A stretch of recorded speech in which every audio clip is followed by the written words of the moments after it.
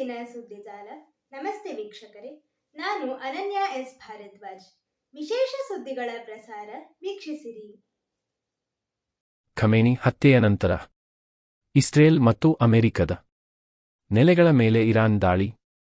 America ಹಾಗೂ Israel ತನ್ನ ಮೇಲೆ ನಡೆಸುತ್ತಿರುವ ದಾಳಿಗೆ ಪ್ರತಿಯಾಗಿ ಇರಾನ್ ಕೂಡ ಭಾನುವಾರ ದಾಳಿ ನಡೆಸಿದೆ.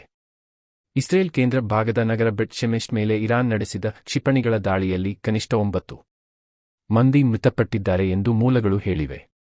ಇರಾನ್ ಉಡಾಯಿಸಿದ ಕ್ಷಿಪಣಿಯೊಂದು ನಗರದ ಕಟ್ಟಡಕ್ಕೆ ಅಪ್ಪಳಿಸಿತು.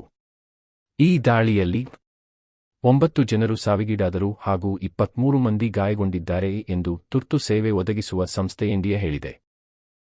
ಇರಾಕ್ ಗಡಿಗೆ ಹೊಂದಿಕೊಂಡ ಇರಾನ್ನ ಮೆಹ್ರಾನ್ ನಗರದಲ್ಲಿರುವ ಗಡಿ ಭದ್ರತಾ ಪಡೆಯ ಕೇಂದ್ರ ಕಚೇರಿ ಮೇಲೆ ಅಮೆರಿಕ ಹಾಗೂ ಇಸ್ರೇಲ್ ಪಡೆಗಳು ನಡೆಸಿದ ದಾಳಿಯಲ್ಲಿ 43 ಸೈನಿಕರು ಮೃತಪಟ್ಟಿದ್ದಾರೆ ಎಂದು ಇರಾನ್ ಮಾಧ್ಯಮಗಳು ವರದಿ ಮಾಡಿವೆ. ಕೊಲ್ಲಿ ರಾಷ್ಟ್ರಗಳ ವಿವಿಧ ನಗರಗಳನ್ನು ಗುರಿಯಾಗಿಸಿ ಇರಾನ್ನ ರೆವಲ್ಯೂಷನರಿ ಗಾರ್ಡ್ಸ್ ಭಾರೀ ಪ್ರಮಾಣದಲ್ಲಿ ದಾಳಿ ನಡೆಸಿದೆ. Riyadh, Dubai, Abu Dhabi, Doha, Manama, ಇಸ್ರೇಲ್ನ tell Aviv ಹಾಗೂ ಜೆರುಸಲೇಂ ನಗರಗಳ ಮೇಲೆ ಕ್ಷಿಪಣಿಗಳಿಂದ ದಾಳಿ ನಡೆಸಿದೆ. ಕೊಲ್ಲಿ ಹಾಗೂ ಇರಾಕ್ನ ಕುರ್ದಿಸ್ತಾನ್ನಲ್ಲಿರುವ ಅಮೆರಿಕದ ಸೇನಾ ನೆಲೆಗಳನ್ನು ಗುರಿಯಾಗಿಸಿ ದಾಳಿ ಮಾಡಿದ್ದಾಗಿ ಇರಾನ್ ಸೇನೆ ಹೇಳಿದೆ.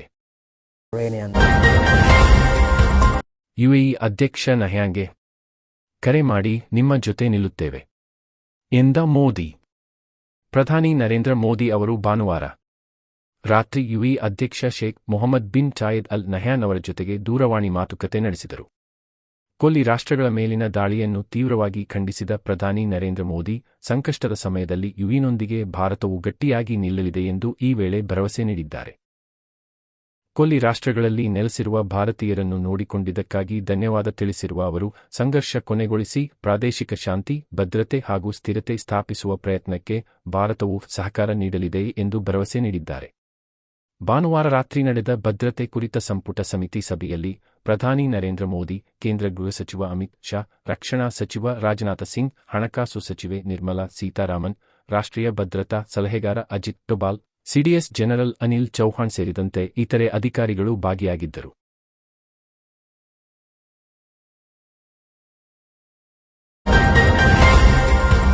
ಖಮೇನಿ ಹತ್ಯೆಗೆ ಆಕ್ರೋಶ.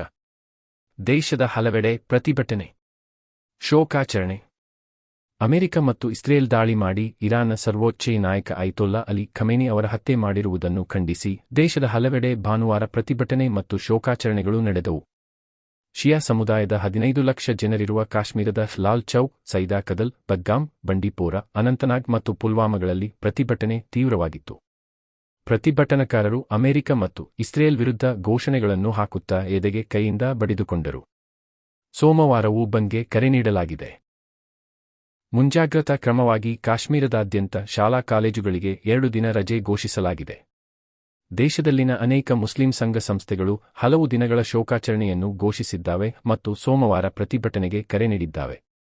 ಉತ್ತರ ಪ್ರದೇಶದ ಬಾರಾ ಇಮಾಂಬಾರ ಮಸೀದಿ ಬಳಿ ಜನರು ಪ್ರತಿಭಟನೆ ನಡೆಸಿದರು. ಮಹಿಳೆಯರು ಖಮೇನಿ ಚಿತ್ರಗಳನ್ನು ಹಿಡಿದುಕೊಂಡು ಶೋಕತಪ್ತರಾಗಿದ್ದರು.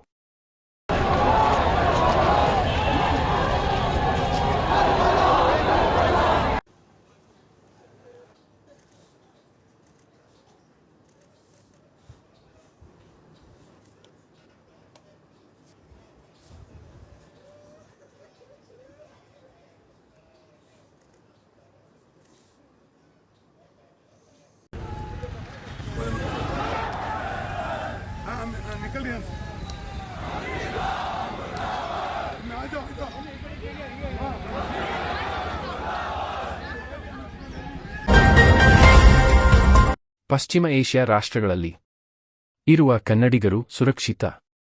ಸಿದ್ದರಾಮಯ್ಯ.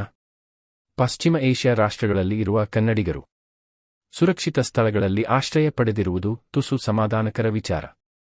ಯಾರೊಬ್ಬರೂ ಆತಂಕಕ್ಕೆ ಒಳಗಾಗುವ ಅಗತ್ಯವಿಲ್ಲ. ಪ್ರತಿಯೊಬ್ಬರನ್ನು ಸುರಕ್ಷಿತವಾಗಿ ಕರೆತರಲು ನಿರಂತರವಾಗಿ ಸರ್ಕಾರ ಪ್ರಯತ್ನಿಸಲಿದೆ ಎಂದು ಮುಖ್ಯಮಂತ್ರಿ ಸಿದ್ದರಾಮಯ್ಯ ಭಾನುವಾರ ಭರವಸೆ ನೀಡಿದರು. ದುಬೈನಲ್ಲಿ ಸಿಲುಕಿರುವ ಕನ್ನಡಿಗರ ಜೊತೆ ವಿಡಿಯೋ ಕರೆ ಮಾಡಿ ಮಾತನಾಡಿ ಧೈರ್ಯ ತುಂಬಿದ್ದಾರೆ. ಯಾವುದೇ ಚಿಂತೆ ಮಾಡಬೇಡಿ, ನಿಮ್ಮನ್ನು ಸ್ವದೇಶಕ್ಕೆ ಮರಳಿ ತರಲು ಎಲ್ಲ ರೀತಿಯ ವ್ಯವಸ್ಥೆ ಮಾಡಲಾಗುವುದು. ಈ ಬಗ್ಗೆ ಅಧಿಕಾರಿಗಳ ಜೊತೆ ಚರ್ಚೆ ನಡೆಸಲಾಗಿದೆ ಎಂದು ಅವರು ಹೇಳಿದರು.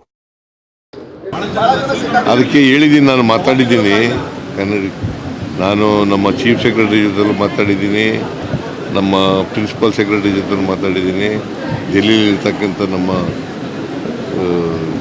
ರೆಸಿಡೆಂಟ್ ಕಮಿಷನರ್ಗೂ ಕೂಡ ಮಾತಾಡಿದ್ದೀನಿ. ಅಲ್ಲಿ ಬಂದಾಗಿದೆ, ದುಬೈನಲ್ಲಿ ಬಂದಾಗಿದೆ ಏರ್ಪೋರ್ಟು. ಅದು ತೆರವು ಮಾಡಿದ ತಕ್ಷಣ ಅವ್ರನ್ನ ಕರ್ಕೊಬರೋಕ್ಕೆ ಸೇಫಾಗಿ ಕರ್ಕೊಬರಲಿಕ್ಕೆ ಪ್ರಯತ್ನ.